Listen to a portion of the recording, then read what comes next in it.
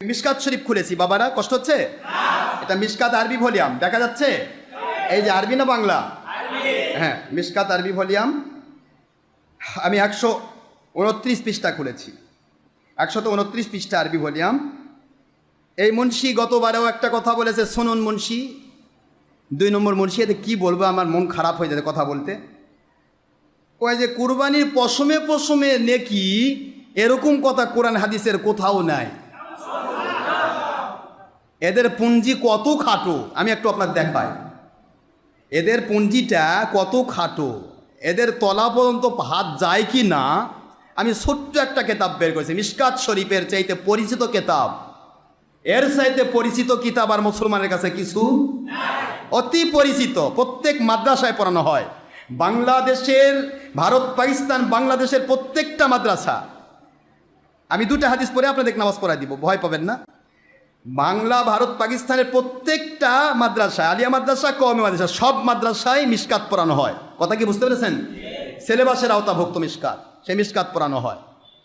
এর সে পরিচিত কিতাব আর কিছু নাই। এটা টাইটেল কাছে বুখারী, মুসলিম, তিরমিজি, ইবনে মাজাহ, আবু দাউদ, নাসাই, 76 হাদিস টাইটেল কাছে পড়ানো হয়। কথা বুঝতেছেন নাকি আপনারা? আলিয়াতে টাইটেল কাছে, খারেজিদের, কওমিদের দাওরা ক্লাসে, কিন্তু মিশকাত পড়ানো হয় দাখিল ক্লাস থেকেই। কথা কি বুঝতে পেরেছেন? সেই মিশকাত যদিও তারা সিলেবাস পড়ে, এটা এই কেতাব পড়ে না, কিন্তু এই কেতাব আমার মূল কেতাব থেকে বলতেছি। তো এর চাইতে পরিচিত কেতাব আর কিছু নাই। এই কেতাবের ধারণাও যে মুন্সির নাই, এই মুন্সি কি করে বলে যে আমি সহিহ হাদিস আলা মুন্সি? বলুন, এখনো পৃথিবীর কোনো মুন্সির সাহস হয়নি যে মিশকাত শরীফে কোনো জাল হাদিস তোলা হয়েছে। এটা কোটেশন গ্রন্থ, বিভিন্ন হাদিসের রেফারেন্স দিয়ে হাদিস কোট করা হয়েছে। সুবহানাল্লাহ বলেন। সেই হাদিসটারও জ্ঞান নেই। দেখেন, আমি হাদিস পড়ে দিই আপনাদের।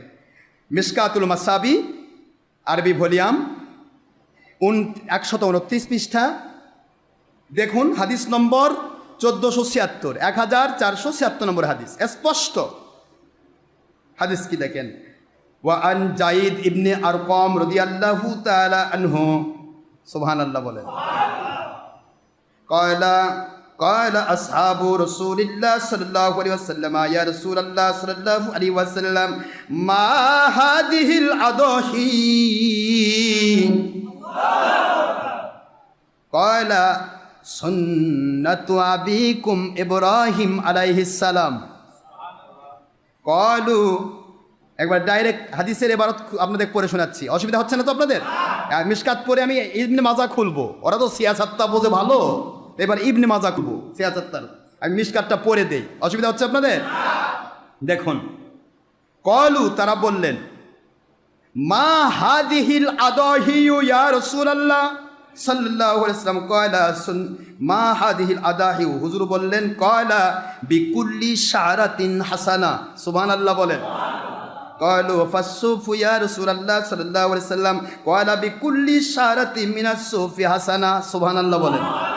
এক কথায় অর্থটা বুঝে নেন। আসহাবে কেরাম জিজ্ঞাসা করলেন রসুলকে, কলা আসহাবু রাসূলুল্লাহ সাল্লাল্লাহু আলাইহি ওয়াসাল্লাম, রাসূল পাক সাল্লাল্লাহু আলাইহি ওয়াসাল্লাম সাহাবীগণ জিজ্ঞাসা করলেন, ইয়া রাসূলুল্লাহ মাহিয়াল আদাহি। আদাহি শব্দটাই কোরবানি যে করব, এই কোরবানিটা কি জিনিস ইয়া রাসূলুল্লাহ, জানতে মন চায়। হুজুর যা বলেন তাই তো মানি আমরা, জানতে মন চায়। হুজুর বলেন, ইয়া সুন্নাতু আবিকুম ইব্রাহিম আলাইহিস সালাম, এটা তোমার আব্বা ইব্রাহিম আলাইহিস সালামের সুন্নত, আর আমার পক্ষ থেকে ওয়াজিব। বলেন না, নবীজির পক্ষ থেকে ওয়াজিব, আর ইব্রাহিমের পক্ষ থেকে অন্য নবী বা অন্য কোনো ওলির আমল হলে সেটা সুন্নত বা নফল হতে পারে, আর ওয়াজিব ফরজ করতে গেলে আমার নবীর আমল লাগবে। সুবহানাল্লাহ বলবেন না জোরে? এই যে আমার নবীজি করার কারণে আমাদের জন্য কোরবানি কি হয়েছে? ওয়াজিব হয়েছে। হুজুর যদি না করতেন তাহলে সুন্নত থেকে যেত। কথা কি বোঝা যায় আব্বা? এখন প্রশ্ন হলো, হুজুর বলে তোমাদের আব্বার সুন্নত, তোমাদের ইব্রাহিম খলিলুল্লাহ মিল্লাতে আবিকুম ইব্রাহিম হুয়া সাম্মাকুমুল মুসলিমিন, তোমাদের আব্বা তোমাদের নামকরণ করেছে, তিনি মুসলমানদের পিতা, তিনি তোমাদেরকে যে সুন্নত দান করেছেন সেই সুন্নত হচ্ছে কোরবানি। জোরে বলুন সুবহানাল্লাহ। সাহাবায়ে কেরাম বিজ্ঞ ছিলেন, অত্যন্ত বিজ্ঞ, পৃথিবীর সকল ওস্তাদের ওস্তাদ আখেরি নবী সাল্লাল্লাহু আলাইহি ওয়াসাল্লাম, আর আখেরি নবীর ওস্তাদ আল্লাহ পাক। সুবহানাল্লাহ বলবেন না? আল্লাহর ছাত্র আখেরি নবী, আর আখেরি নবীর ডাইরেক্ট ছাত্র হচ্ছেন সাহাবায়ে কেরাম। তাদের চাইতে জ্ঞানী পৃথিবীতে কোনোদিন আসেনি, আর কোনোদিন আসবেও না। একটু সুবহানাল্লাহ করবেন না জোরে? এই জ্ঞানী সাহাবায়ে কেরাম বলেন, আল্লাহর হাবিবকে জিজ্ঞাসা করতেছেন, ইয়া রাসূলুল্লাহ সাল্লাল্লাহু আলাইহি ওয়াসাল্লাম, এই কোরবানিতে আমাদের কি ফায়দা রয়েছে? সুবহানাল্লাহ। ফামা লানা ফিহা ইয়া রাসূলুল্লাহ, এর মধ্যে কি ফায়দা আছে ইয়া রাসূলুল্লাহ সাল্লাল্লাহু আলাইহি ওয়াসাল্লাম? হুজুর বললেন লিকুল্লি, দেখেন স্পষ্ট স্পষ্ট, এবার পরিষ্কার হাদিসের ইবারত। এখানে আসছে বিকুল্লি শব্দ দিচ্ছেন, বিকুল্লি শারাতিন, প্রত্যেক পশম, শারুন মানে কি? প্রত্যেক পশমের পরিবর্তে হাসানা, একটি করে সোয়াব।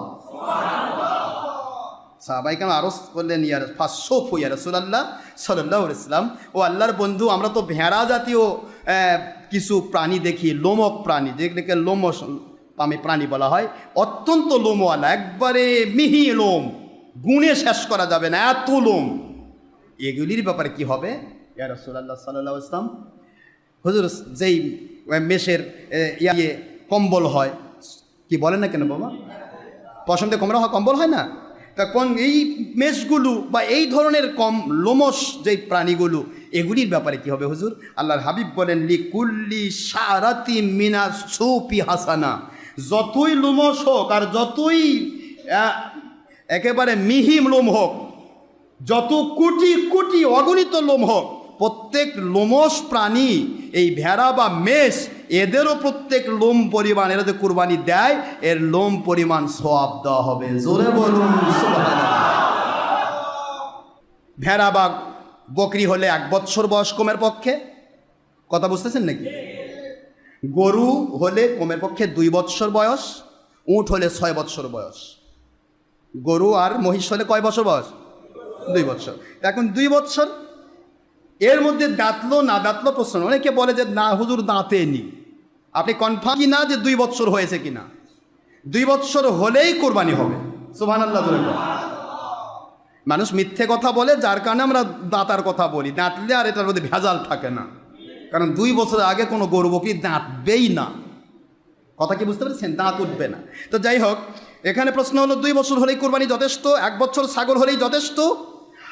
আর যদি মেষ হয়, অর্থাৎ দুম্বা বা ভেড়া জাতীয় হয়, ভেড়া যেহেতু অল্পেই বড় হয়ে যায়, এই জন্য ভেড়া যদি 6 মাসেরও হয়, এটা হাদিসে এসেছে স্পষ্ট, 6 মাসের ভেড়া হলেও সেটা যদি 1 বৎসরের মতো দেখায়, ওকে জব করলে কোরবানি হবে। জোরে বলুন সুবহানাল্লাহ। আমি আপনাদের ক্ষেত্রে আরজ করি, এগুলি মাসতে করার সময় নেই, তবে আমি যেটা বলতে চাচ্ছিলাম সেটা হলো যে কোরবানির প্রত্যেক লোমে লোমে সোয়াব আছে। এ কথা কি সত্য না মিথ্যা? আমি মিশকাতের হাদিস আপনাদেরকে ডাইরেক্ট পড়ে শোনালাম আরবি ভলিউম থেকে, এবং মিশকাত শরীফে কোন কোন হাদিস থেকে কোট করেছেন উনি নিজে লিখেছেন। এটা কি কি করেছেন? রাহু, এটাকে বর্ণনা করেছেন এই হাদিসকে আহমাদ ইবনে হাম্বল মুসনাদ আহমদ। সুবহানাল্লাহ বলবেন না?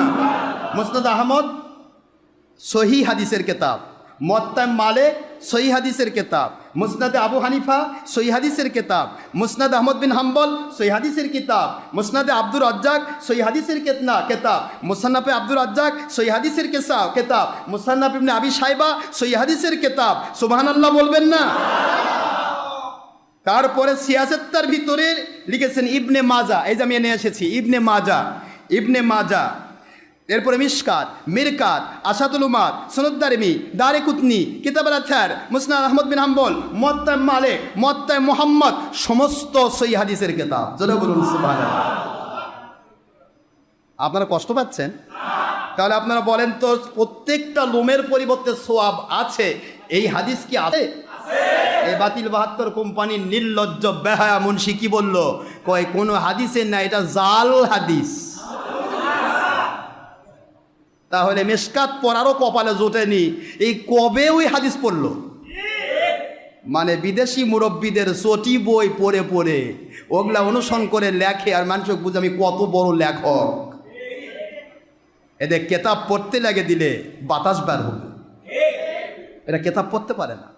আজ পর্যন্ত এদের মুখ দিয়ে সনদ সহ একটি হাদিস আমরা পড়া শুনিনি। আপনারা শুনেছেন কি জানি না, শুধু কয় সহি হাদিস। কারণ এদের পীর সাহেব মানে না, শায়েক মানে। এদের পীর হচ্ছে ঘড়ির মেকার আলবানি, আর কথা বলেন কেন, আর মোহাম্মদ বিন আব্দুল ওয়াহাব নজদি। নবীজি পাক সাল্লাল্লাহু আলাইহি সাল্লামের ভাষায় শয়তানের শিং। বুখারীর হাদিস, কিসের শিং? কর্ণ শয়তান, হুজুর বলেছেন শয়তানের শিং হলো এদের পীর সাহেব। আমি আপনাদেরকে সিয়াসাত্তা খুলে হাদিসটা বলে শেষ করে দেই। ইবনে মাজার হাদিস, সিয়াসাত্তা দেখেন, ইবনে মাজার শরীফ খুলেছি, আরবি বলে আমরা বাংলা, বাবারা দেখো তো, ইবনে মাজা 226 পৃষ্ঠা। কত পৃষ্ঠা? 226 পৃষ্ঠা ইবনে মাজার 3127 নম্বর হাদিস, মনে রাখবেন 3127 নম্বর হাদিস। সিয়াসাত্তার হাদিস এরা বলে সহি হাদিসের গ্রন্থ এরা কয় 6টা, আর আমাদের ভাষায় 50টা। কত কোনটা কেন? 6টা। তাহলে 6টার ভিতরে এটা একটা, তাহলে সহি না জাল? আচ্ছা, সহি হাদিসটাও কপালে জোটেনি পড়বার। এর আগে সে কোরবানি 7 ভাগে দেওয়া যায়, এটা নিয়ে একবার ডাইরেক্ট বলেছে।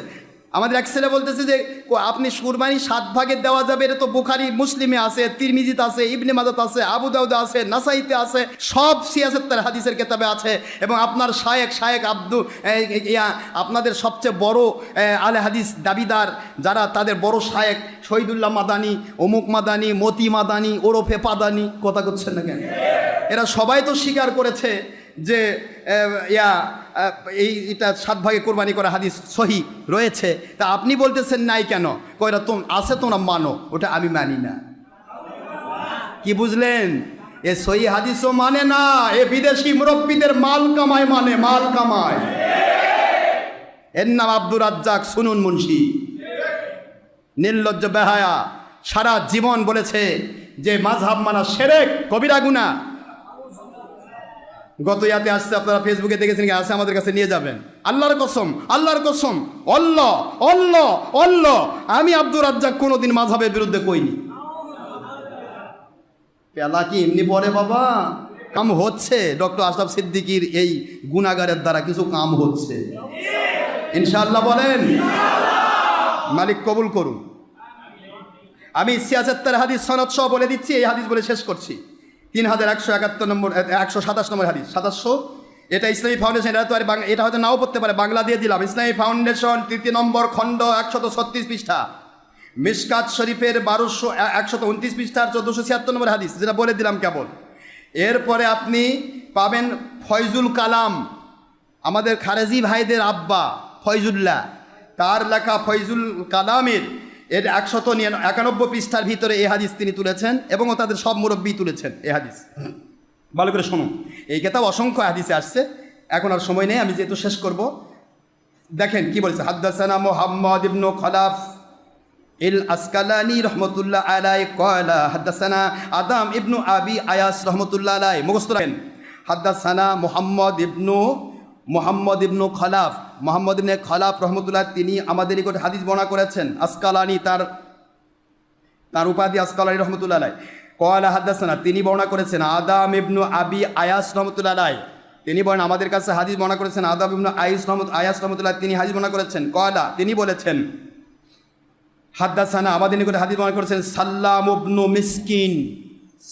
মিসকিন রহমতুল্লাহ, তিনি আমাদের নিকটে হাদিস বর্ণনা করেছেন। ক্বালা, তিনি বলেছেন, হাদ্দাসানা আইজুল্লাহি, তিনি বলেছেন আমার নিকটে আইজুল্লাহ হাদিস বর্ণনা করেছেন রহমতুল্লাহ আলাইহি। ক্বালা, তিনি বলেছেন আন আবি দাউদ রহমতুল্লাহ আলাইহি, ইমাম আবু দাউদ রহমতুল্লাহ। কথা বুঝতেছেন আপনারা? সিয়াসাত্তার এক হাদিসের নাম কি? আবু দাউদ। তো ইমাম আবু দাউদ তিনি বলেছেন আন যায়েদ ইবনে আরকাম রাদিয়াল্লাহু তাআলা আনহু, উৎকৃষ্ট সাহাবী যায়েদ ইবনে আরকাম রাদিয়াল্লাহু তাআলা আনহু, তিনি বলেছেন, কি বলেন? তিনি আন যায়েদ ইবনে আরকাম, তিনি বর্ণনা করেছেন, ক্বালা আসহাবু রাসূলিল্লাহ সাল্লাল্লাহু আলাইহি ওয়াসাল্লাম, মিশকাতের হাদিসে মিলতেছে। ক্বালা আসহাবু রাসূলুল্লাহ সাল্লাল্লাহু আলাইহি ওয়াসাল্লাম, আসহাবে রাসূলুল্লাহ সাল্লাল্লাহু আলাইহি ওয়াসাল্লাম জিজ্ঞাসা করেন, ক্বালা আসহাবু রাসূলিল্লাহ, রাসূল পাক সাল্লাল্লাহু আলাইহি ওয়াসাল্লামের সাহাবায়ে কেরাম জিজ্ঞাসা করলেন। কি জিজ্ঞাসা করলেন? দেখেন একবার স্পষ্ট হাদিস। ইয়া রাসূলুল্লাহ, নবীকে ইয়া নবী ইয়া রাসূল বলা যায় না? যায় না? নাকি এখানে আইয়ুহান নবী ইয়া রাসূলুল্লাহ, এ সব লাইন মুখস্থ রাখেন।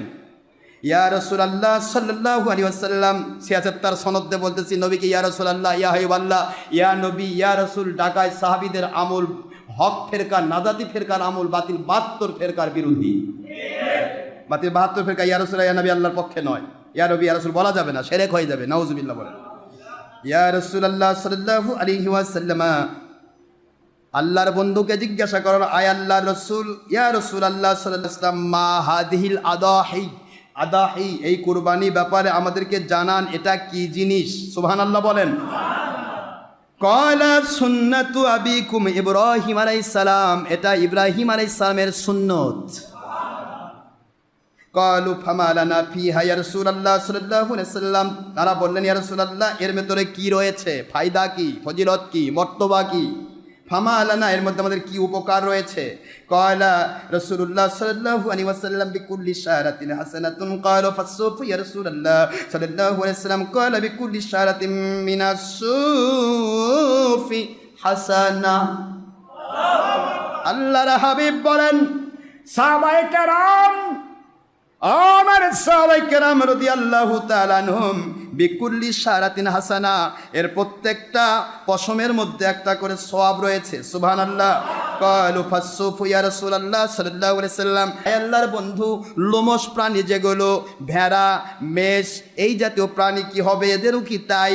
নবীজি বললেন, বিকুল্লি শারাতিন মিনাস সুফি হাসানা, সমস্ত লোমশ প্রাণী, সেটা যদি মেষ হয় অথবা দুম্বা অথবা আপনার ভেড়া হয়, এই ভেড়া জাতীয় এটা এরও পশম পশম পরিমাণ সওয়াব রয়েছে।